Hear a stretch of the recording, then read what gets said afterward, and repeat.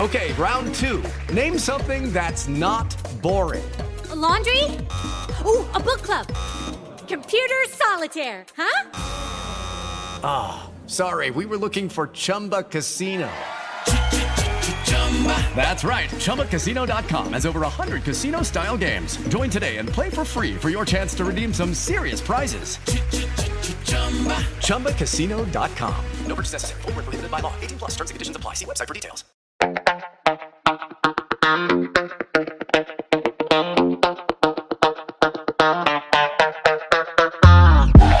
What is happening, everybody? I'm Larry Roberts. And I'm Sara, and this is Branded, your comprehensive guide to creative branding. And on this episode of the podcast, we're going to take a look at, how do we know, or do we know, when it's time to initiate a rebrand? This is interesting because I have never rebranded myself, but you have. And so you've gone through a couple different brands. So kind of to start off, what was your rebranding journey like? Why did you start rebranding? Because I wasn't making any money. That's fair. Yes, that's a good reason. When I realized that no one was resonating with the brand or with the brand message. And, honestly, if you think back, I don't even think my first brand had a brand message. I don't think I had a message. I think I was just talking. I think I was just talking to hear myself talk or trying to connect with people because I saw an opportunity, in the podcast space, because that's where I was. I had realized there were some opportunities to establish a business and a brand in the podcast industry, but I didn't understand branding at all. So I just grabbed a name that I thought was a cute name. Turns out it wasn't all that cute, and struggled for several years until I realized, you know what? Maybe, just maybe, my brand needs to have a bit of a message. Maybe, just maybe, people ought to be able to say the brand name and go, oh, that's what he does. I don't know. So what did you start with? Well, I originally, and in all honesty, if we really want to be transparent here, my LLC still has the same name. I changed my DBA, but my podcast way back when the way back machine was called Readily Random. And it was just that. It was super, super random. But I didn't understand the podcast industry. I had seen other podcasters out there that just did these interviews with whoever they wanted and about whatever topic they wanted to talk about that week. And it seemed to work for them.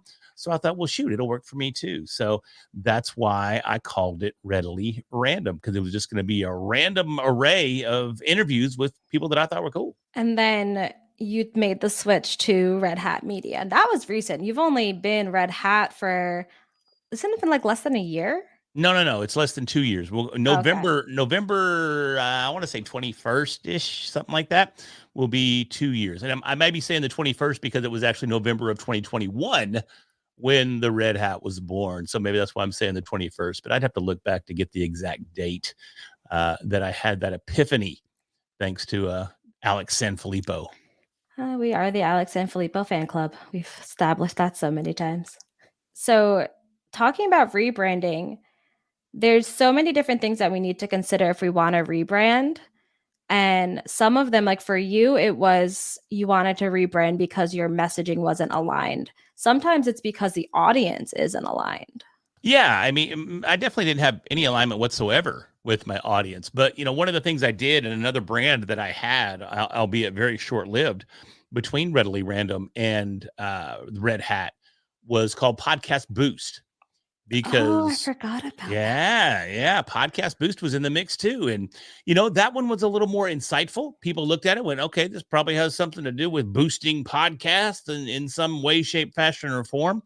And it was the first brand that I tried to establish as a podcast launch consultant or a podcasting coach, that sort of thing. But, although the name was pretty decent, I think the Podcast Boost is still a fairly decent name, but it didn't have a message to it. It didn't have a vision to it. I didn't do any sort of market research to determine, what really resonates with podcasters in the form of visuals.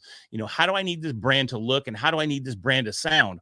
I just thought, oh, Podcast Boost, that's a cool name. And let me see if that URL is available. Oh, it is. Let's see if it's available on Instagram. Oh, it is. All right, cool. Podcast Boost is it. That was all the decision making that went into trying to establish this brand. Then I ran over to one of my favorite sites, and I think you use it quite a bit too, Sarah, is Creative Market. And I looked for some templates over there to design a logo. And boom, before you knew it, I had some nice little comical rockets, because why not have rockets? Because everybody that's boosting podcasts uses rockets for some reason in their branding. And I thought I would do the same. And okay, cool. Just didn't quite work. Yeah, I completely forgot that brand existed. Well, that's because it was so memorable. No, you did a great job. It's Thanks. fantastic. No, Yeah, it was really good. One of the things that I actually recently got asked this, we were in Houston a couple weeks ago for the Pod Houston Podfest meetup. And one of the girls that was there, she was kind of struggling with whether or not she should do a rebrand. And she was a content creator. She had kind of like a personal blog, personal podcast. And she had stopped creating content because she had a baby. And when she came back, she wanted to figure out how she could kind of relaunch, but she still had some of her audience still kind of hanging on. Some of them probably faded because it had been so long. And people were telling her to not really do a relaunch, just kind of like slow, like kind of soft launch, just come back to it. And I know the advice I gave her, but I'm curious what you would tell her. Yeah, I mean, in that particular scenario, because so much had changed, the entire premise of her podcast has changed. So I would definitely, in this instance, really, I think you need to start by looking at your audience and analyze whether or not your audience would resonate with the rebrand, or if they would expect you to introduce this new stage or this new season of life into the existing show. That's one of the most important things that we tend to lack when we are rebranding or even branding initially, is we don't do that initial audience analysis to determine whether or not the brand we're going to use is going to resonate. That was the mistake I made with Podcast Boost. I just saw some other businesses out there that were using rockets, and I thought, well, rockets is obviously the way to go, so that's what I'm going to do. But that doesn't resonate with me. I don't care anything about rockets. I can't reinforce that brand message with rockets. And sure, we're boosting your podcast, but do you have to use a rocket? No, you don't have to use rockets. Use something that resonates with you and the audience that you're going to attract. So that's the first thing that I think would have to take place, is she needs to understand her audience and understand whether or not she could introduce this new approach, or whether a rebrand and a completely revamping of the audience itself is what needs to happen. I thought it was interesting because a lot of times when we talk about rebranding, we talk about it from kind of a corporate perspective. So we see big companies all the time going through rebrands, whether it's they're just changing up their logos or maybe they're taking a complete redirection of what they're doing. But with a personal brand, I think rebranding is something that we kind of do regularly. And we talked about this in one of the early episodes. I remember talking about how our personal brands are not set in stone. They're things that are ever evolving. So with a personal brand, if something in your life changes, that means you're going to resonate more or less with an audience. That kind of is reason to kind of rebrand a little bit. And with having a baby and all of this, she wasn't changing herself per se. It was things in her life were changing and evolving. So it only makes sense, in my opinion, that she did use it to her advantage. And as a podcast producer, people ask about seasons in podcasts. And in my opinion, the only reason to have seasons is if you want to take a break or if you need a reason for something to be newsworthy. And that's kind of from like my PR brain when I used to work in PR. So if something really big has changed in your life, that's a reason for something to be newsworthy. So you can really capitalize on those changes and start rolling out some kind of fodder around it and creating buzz around all of these new changes. Start putting out content of like, hey guys, things are about to change. A lot of new things are happening. I can't wait to come back and talk about this new season of my life. By the way, I had a baby, like all of these new things that are happening. And if you lose part of your audience because of that, I don't think that's a bad thing. I think people resonate with us at certain parts of our life because that's where we are. So if someone was following her because of something that she was talking about, but now she's incorporating parenting and they're like, well, I don't have kids. This isn't for me anymore. That's okay because she's also opening herself up to a whole audience of moms. So when it comes to a personal brand, you need to really lean into where you are in your life and what's going on around you, the kind of people you want to surround yourself with. And that's going to guide you to how your personal brand should be evolving.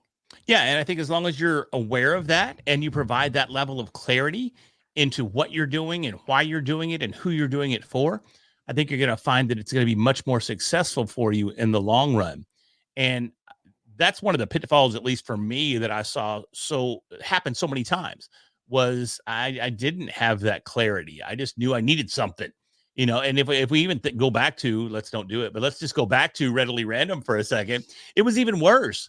I knew I needed a logo, but how do you do a logo for something so random? So once again, I relied on my go-to. I went to the creative market and I found a speaker with some audio waves coming off of it. And that was my logo for readily random. It meant nothing to me. It meant nothing to the audience. It probably just contributed to the confusion more than anything, but it was a logo and I could stick it on a business card and I could be all official. But that's really not what it's all about. You have to have that clarity. You have to have that clarity in your statements, your vision statement, your mission statement. You have to have that clarity even all the way down to the colors that you pick. The different colors are going to resonate with a different audience in an entirely different way. I suspect that our color scheme isn't going to resonate with as many dudes as it is with as many females. I don't know what's leading me to believe that. Could be the pink background or the pastel colors or the fonts that we use that are fun. But I don't personally care. I dig it. But if we were to do a survey as to whether or not, and I think this would be fun. So if anybody's listening right now, would you say our branding colors are a little more masculine or a little more feminine? Let us know in the comments. I think that'd be a lot of fun to do that. But I think it'd be kind of cool too, because to have that kind of interaction is absolutely critical. Hopefully you have an opportunity to communicate with your audience or your potential audience, and you can ask them questions and you can get their feedback. And then, the most important thing after that point is you listen to it. You listen to exactly what your audience is telling you. We saw that years ago when Coke rebranded and Pepsi rebranded. We've seen all these massive corporations rebrand and fall flat on their face with their rebrands. But they did listen to their audience and then they went back to the old school ways of doing things. And sometimes that's just what we have to do. Yeah. If you go back to one of our first episodes, it was the 8 components of a personal brand. Something like that, when you're going through all of these different components, I think that's with a personal brand, that's something that we should be looking at pretty regularly. And especially with a personal brand, it's easy to make changes because it's just you. And it's a lot different. Like with Coca-Cola, there are stakeholders, there are presidents, vice presidents, board of executives, board of advisors, all of these different things that come into play. So Sure. you can't just be like, oh, hey, I'm going to change my colors today.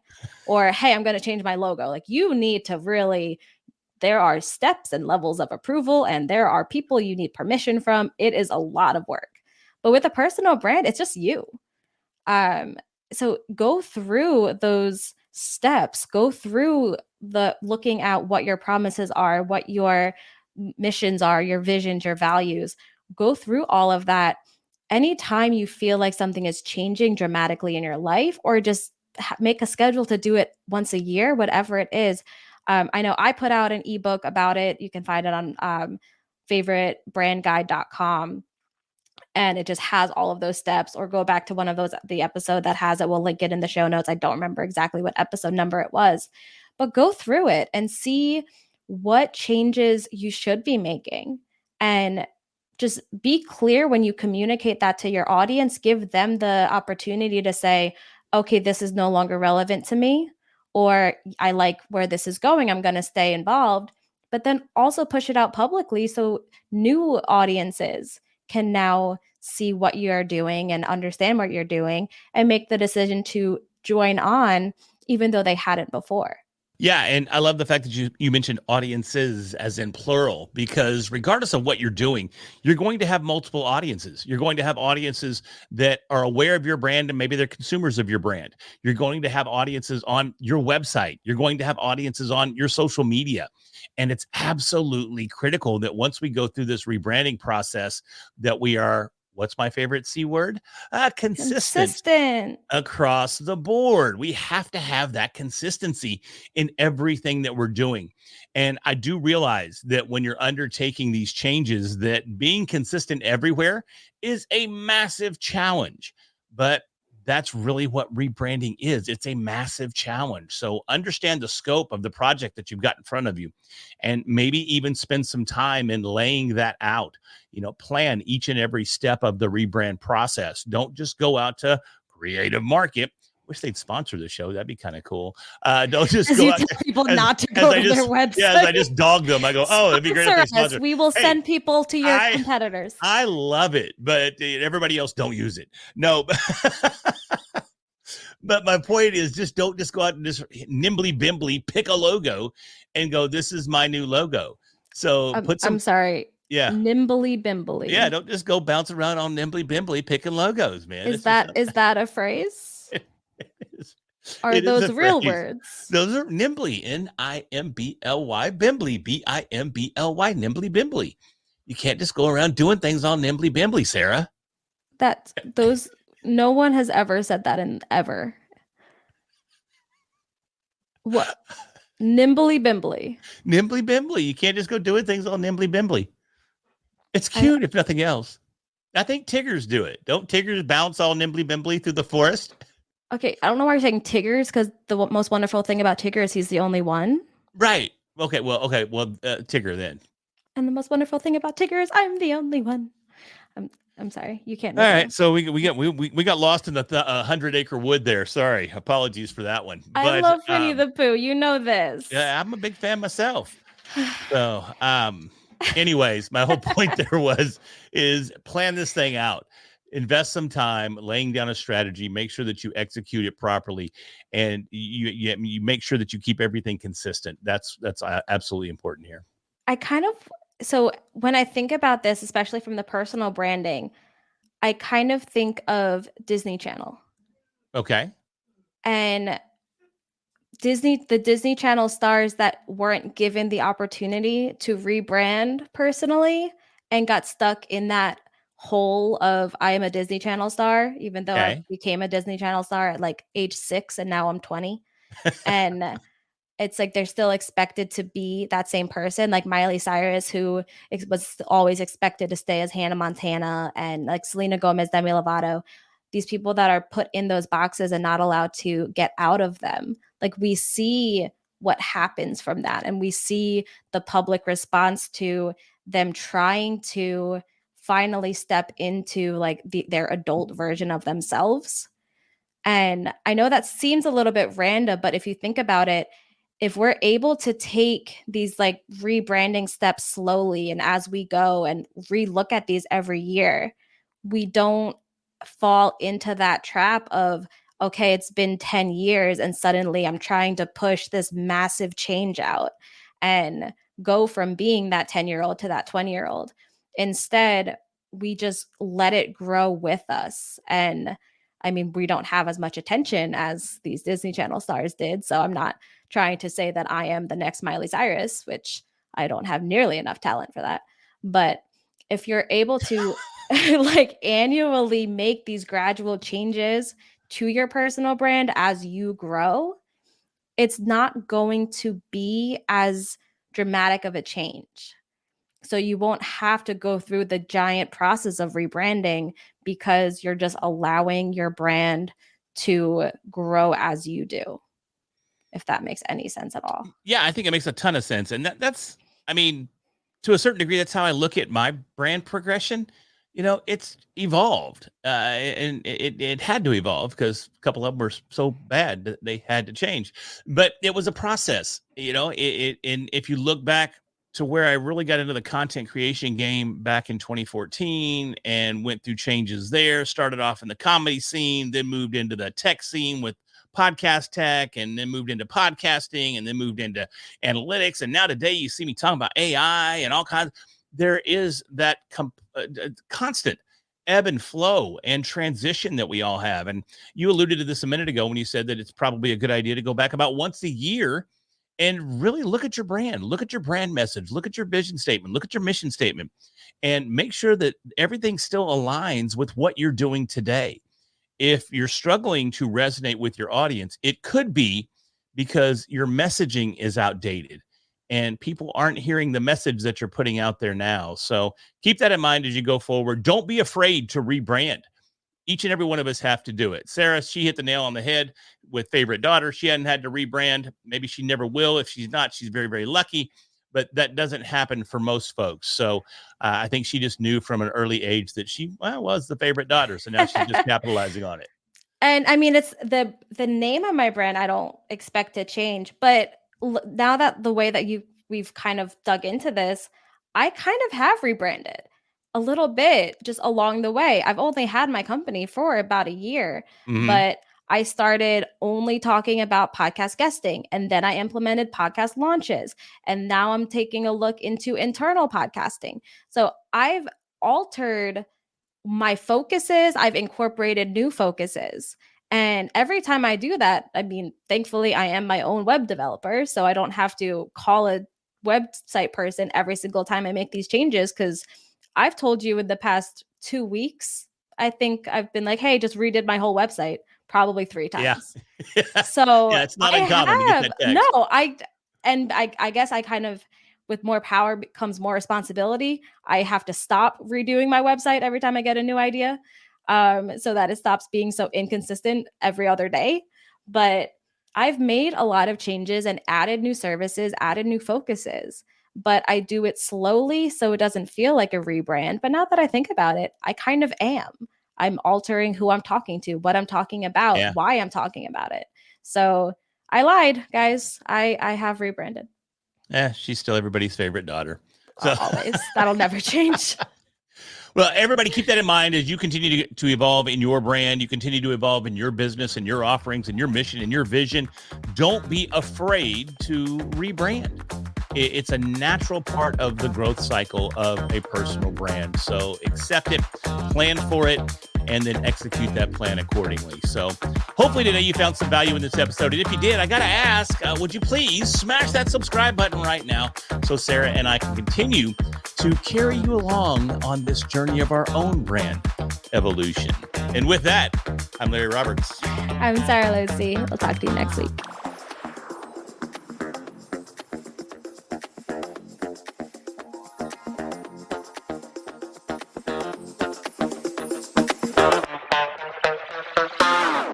Lucky Land Casino, asking people, what's the weirdest place you've gotten lucky? Lucky? In line at the deli, I guess? Aha, in my dentist's office. More than once, actually. Do I have to say? Yes, you do. In the car before my kids' PTA meeting. Really? Yes. Excuse me, what's the weirdest place you've gotten lucky? I never win and tell. Well, there you have it. You can get lucky anywhere, playing at LuckyLandSlots.com. Play for free right now. Are you feeling lucky? No purchase necessary. Void where prohibited by law. 18+. Terms and conditions apply. See website for details.